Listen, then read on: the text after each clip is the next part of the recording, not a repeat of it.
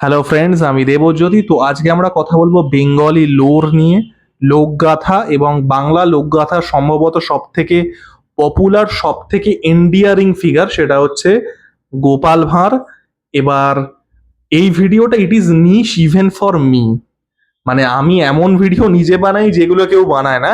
It is niche even for me, so you are really going down the barrel here. তো এই গোপাল ভাঁড় কে ছিলেন? গোপাল ভাঁড় মানুষটার সাথে আমরা প্রত্যেকে পরিচিত। The character of Gopal Bhar আমরা সেটা গল্পের বইতে পড়েছি, কার্টুন, কমিক্স, ছোটবেলায় আগে যেরকম ছোট ছোট বই বেরোতো সেগুলোতে পড়েছি, তারপরে লাইভ অ্যাকশন তাকে নিয়ে অ্যাডাপ্টেশন হয়েছে, অ্যানিমেটেড হয়েছে বহুবার। তো গোপাল ভাঁড় মানুষটার সাথে আমরা, দ্য ফিকশনাল ক্যারেক্টার সাথে আমরা সবাই পরিচিত। আসলে এই মানুষটা কে ছিলেন? এবার গোপাল ভাঁড় সম্পর্কে ইতিহাসে কিন্তু খুব বিক্ষিপ্ত, খুব কনফ্লিক্টিং ইনফরমেশন উঠে আসে। The real character of Gopal Bhar, the আসল যে মানুষটা ইতিহাসে ছিলেন কিনা সেটা নিয়ে কিন্তু খুব কন্ট্রাডিক্টরি ইনফরমেশন উঠে আসে। রাজা কৃষ্ণচন্দ্র ওয়াজ আ ঐতিহাসিক ক্যারেক্টার। তিনি নদিয়ার সম্রাট ছিলেন, নদিয়ার রাজা ছিলেন, যেটা একটা সেই সময়কার যে বাংলার সুলতানেট, মানে বাংলার যারা সম্রাট সিরাজদৌল্লা ইত্যাদি, তাদের একটা আউটপোস্ট ছিল হচ্ছে নদিয়া, সেখানকার রাজা ছিলেন হচ্ছে Krishnachandra. It's a historical fact. এবার এই গল্পটা উঠে আসে যেটা, সেটা হচ্ছে এই নবরত্নের তার রাজসভায় যেটা ছিল রাজা কৃষ্ণচন্দ্রের, তার মধ্যে একজন ছিলেন হচ্ছে গোপাল ভাঁড়। সেটা সম্পর্কে কিন্তু ইতিহাসে খুব বিক্ষিপ্ত ঘটনা পাওয়া যায় এবং কোনোটাই কনফার্ম না, খুব কনফ্লিক্টিং ইনফরমেশন উঠে আসে। তিনি যে 100% ছিলেন অ্যাজ আ রিয়েল ক্যারেক্টার সেটা সম্পর্কেও 100% শিওর হওয়া যায় না, এবং উল্টো দিকে গোপাল ভাঁড় যে পুরোপুরি ফিকশনাল ক্যারেক্টার সেটা সম্পর্কেও কিন্তু 100% শিওর হওয়া যায় না। এবং অনেকগুলো থিওরিজ উঠে আসে।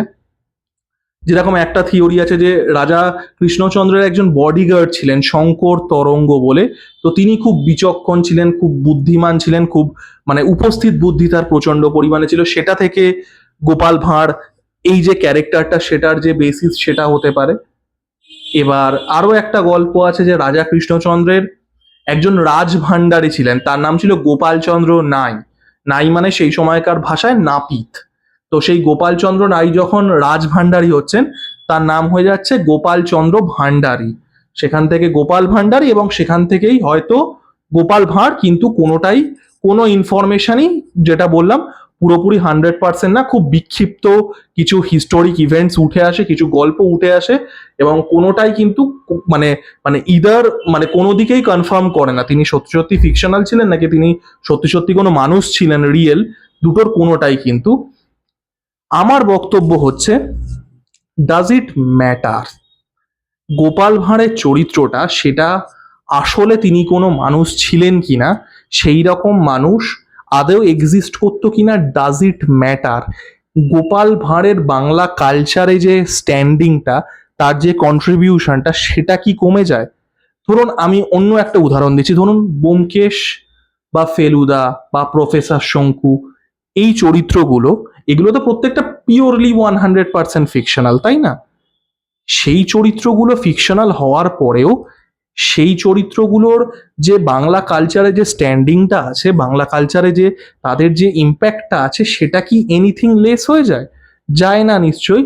এখানেও কিন্তু আমাদের সেটাই বিষয়, যে গোপাল ভাঁড়ের চরিত্রটা সেটা আসল কোনো মানুষ ছিল না সেটা পুরোপুরি ফিকশনাল। এটার থেকেও বড় কথা, হোয়াট গোপাল ভাঁড় রিপ্রেজেন্টস, এবং কিভাবে গোপাল ভাঁড়ের এই যে মিথটা সেটা তৈরি হচ্ছে। দেখুন গোপাল ভাঁড়ের যে টাইম লাইনটা উঠে আসে, ফার্স্ট গোপাল ভাঁড়ের মেনশন পাওয়া যায় হচ্ছে আর্লি 19th সেঞ্চুরিতে, মানে 1800 শতকের প্রথম দিকে। এবার গোপাল ভাঁড় সেই সময়কার যে, আমি যদি বলি আর্লি 19th সেঞ্চুরিতে, সেই সময়কার সব থেকে বড় যে এন্টারটেইনিং মিডিয়ামটা ছিল সেটা হচ্ছে গল্প বলা।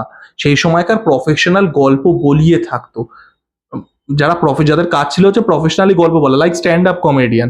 এটা দেখবেন সিনেমাটা তো, তামাশা সিনেমাটাও এটা এরকম একটা ক্যারেক্টার আছে। তো কি হচ্ছে, এই যে গোপাল ভাঁড়ের গল্পগুলো, এগুলো প্রচন্ড পরিমাণে রিজিওনালাইজ হওয়া শুরু করছে।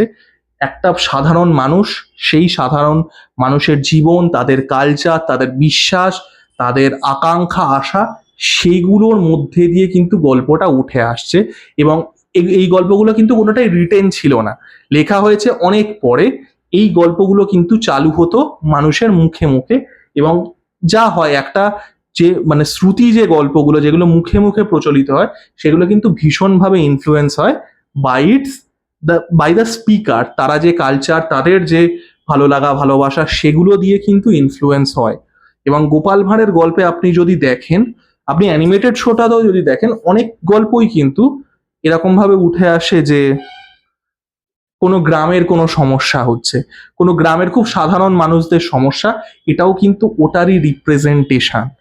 যে এই যে একটা মানুষ যখন গল্প বলছে, যখন গোপাল ভাঁড়ের গল্পগুলো বলা হচ্ছে, সাধারণ মানুষের জীবন, তারা যে মানে সমস্যাগুলো ফেস করছে, তাদের দৈনন্দিন জীবন, সেগুলো কিন্তু উঠে আসছে।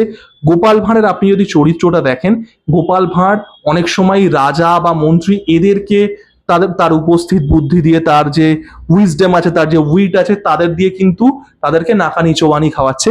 এর পেছনেও কিন্তু খুব বড় একটা কালচারাল এলিমেন্ট আছে, সেটা হচ্ছে এই গল্পগুলো কারা বলছে, সাধারণ মানুষ। সেই সময়কার সাধারণ মানুষের সাথে যে রুলিং ক্লাস ছিল তার একটা হিউজ পার্থক্য ছিল। গোপাল ভাঁড়ের গল্পগুলো কিন্তু তাদের সেই ইচ্ছে পূরণটা, যেখানে এই যে রুলিং ক্লাস, সেই রুলিং ক্লাসটাকে কোথাও গিয়ে গোপাল ভাঁড়ের মতো এত বিচক্ষণ একটা ক্যারেক্টার, এত বুদ্ধিমান, এত ফানি, সে নাস্তানাবুদ করছে, সে নাকানি চোবানি খাওয়াচ্ছে। এখানেও কিন্তু সাধারণ মানুষদের তারা গল্পের মধ্যে এই জিনিসগুলো, তাদের যে ব্যক্তিগত ইচ্ছেগুলো, সেগুলো বেরিয়ে আসছে। এবং মানে আমি ইয়ার্কি মেরেই বলছি কথাটা, যদিও ইটস মানে ইয়ার্কি নয়, কথাটা সত্যি। আর্লি 70s ন্যাক্সালাইটসরা যখন ক্লাস অপ্রেসারদের অ্যাটাক করা শুরু করেছিল, গোপাল ভাঁড়, মানে আমি যদি সেটাকে একটা সত্যি কথা ধরে নিই, সত্যি মানুষ ধরে নিই, সে ক্লাস অপ্রেসারদের অ্যাটাক করা শুরু করেছিল তার অনেক আগে, and I am not even joking. তো এই যে গল্পগুলো, এবং গল্পগুলো চালু হচ্ছে, সাধারণ মানুষের ভালো লাগা ভালোবাসা, তাদের যে ইচ্ছে আকাঙ্ক্ষা, এগুলো মিশে যাচ্ছে এবং একটা চরিত্র তৈরি হচ্ছে। এই জন্যে কিন্তু চরিত্রটা এতটা এন্ডিয়ারিং, কারণ এই যে কালচারটা উঠে এসছে, এটা কিন্তু পুরোপুরি একটা কালচারের সৃষ্টি। এটার পিছনে এই যে শ্রুতি, মানে এই যে শ্রবণ বা এই যে গল্প বলা, গল্প, এবং আপনি এমনভাবেই গল্পগুলো বলছেন যে যেখানে আপনার রিজিওনাল কালচারগুলো মানে ভীষণভাবে উঠে আসছে, আপনার আঞ্চলিক বিষয়টা, আপনার কালচার, আপনার ভালো লাগা, আপনার স্বপ্ন, আপনার সুখ দুঃখ, এগুলো উঠে আসছে। আপনি দেখবেন গোপাল ভাঁড়ের গল্পগুলোর সাথে তেনালি রামানের গল্পগুলোর খুব মিল, যেটা একটা সাউথ ইন্ডিয়ান চরিত্র, জাস্ট কালচারটা পাল্টে যাচ্ছে, গল্পগুলো একই থাকছে।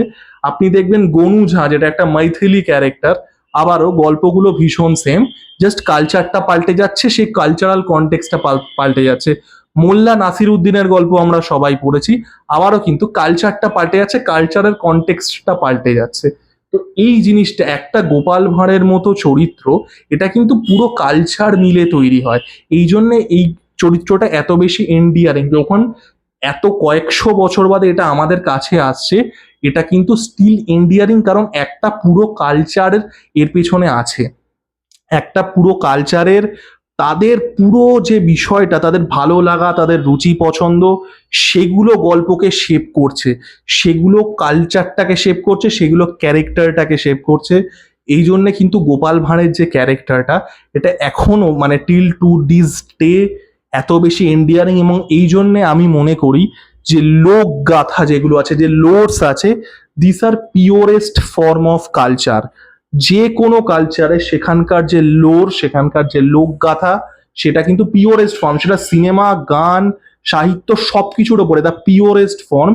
গোপাল ভাঁড় কিন্তু এই পিওরেস্ট ফর্ম, এই লোকগাথার মাধ্যমেই কিন্তু একটা কালচার গোপাল ভাঁড়ের গল্প তৈরি করছে, গোপাল ভাঁড়কে তৈরি করছে। এবং গোপাল ভাঁড়ের ওই ইন্ট্রো যে সংটা আছে, সেখানেই একটা গানের লাইন আছে যে যুগের পরে যুগ চলে যায় মানুষ তাকে ভোলে না।